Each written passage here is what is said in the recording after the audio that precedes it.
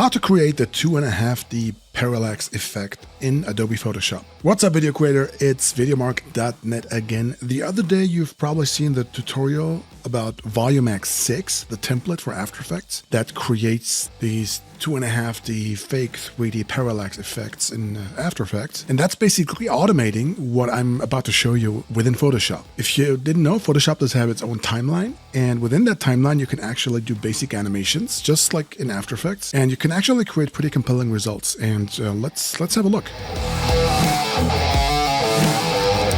All right, so we're in Photoshop here. To create that final document, let's create a new file, a standard FullHD 1920 by 1080. Let's assume we want to put it into a video or a documentary or into a Premiere Pro edit. Let's hide those guides. And what I'm going to do first is bring this image into our new document. We're going to close our image. And since it's way too big, let's scale it down a little bit, like so. And this is basically going to be our final view. Now from here, the first thing you want to do is actually grab the pen tool and start drawing the mask around our subject here,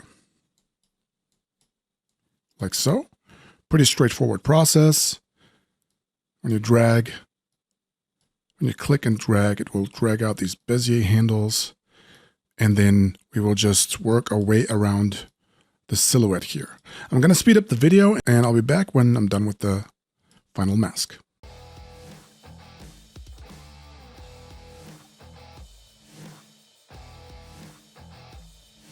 All right, we're done with our path. Now the next thing we need to do is actually convert this into a selection. From here, you can just right click and hit make selection. We want to feather the radius so it looks more natural. 0.5 pixels will do. Now we created this mask. Now if you hit Ctrl J, you will create a new layer by copy within the selection. Let me do that again. We could also do layer, new, and layer via copy. It shows you the shortcut here as well. Ctrl J, Control or Command J if you're on a Mac. And this will give you a new layer with only what was within the selection. Now, what we want to do, we want to keep that mask for a second. We need to actually want to remove the subject so we can actually sell that effect. We're going to need another step to do so. We're going to have to expand the selection for about 15 pixels. So go to Selection, Modify, Expand it by 15 pixels. Okay. And now what we want to do, we want to fill the background layer and do a content aware fill. You could either hit Shift F5 or go to Edit, Content Aware Fill.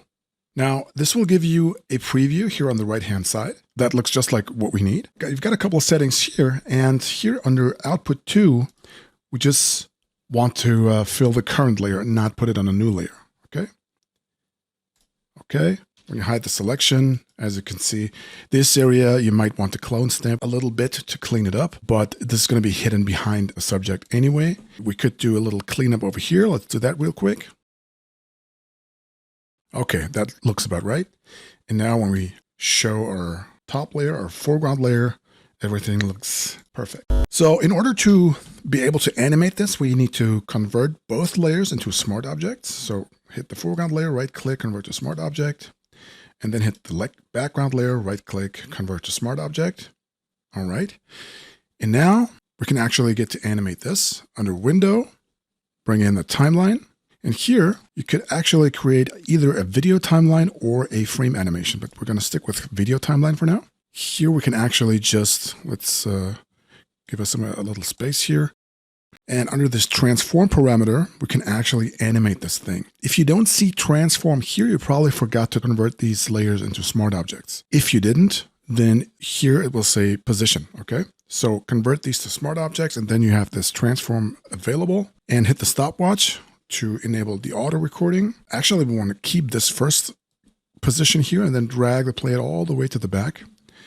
And now just move this down just a little bit and then hit this icon here to set another keyframe. And now it should animate this layer. And now do the same with the background layer. Hit the stopwatch, This time we want to do it the other way around. So move it a little down a little bit, scale it up so it actually fills up the canvas, and then move the playhead all the way over as if we would like pan over him, and then move this up a little bit like that, and then hit that keyframe again. And when you hit the play button now, it will actually render this preview. And this is our parallax effect. It's pretty easy to do, right? What we did was we took our picture, we created a mask with the pen tool, we converted that into a selection with a slight feather, then we did fill the background. Actually, we expanded that selection, we did fill the background so we have a clean backplate, and then we went into the timeline after converting both layers into smart objects and animated the transform parameter to get our final parallax effect. That's about it. As you've seen, very easy to do, and you don't always have to pull up Premiere Pro or After Effects to do these kind of things. Easy to do within Photoshop, and you can kind of spice up your boring images if you want to use a specific image, add some motion to it to make it look more interesting. If you found this video helpful, please consider hitting the like button, which is going to help me promote this channel and make the YouTube algorithm understand that you appreciate this video. I appreciate your time, thank you for watching, and I'll see you in the next tutorial.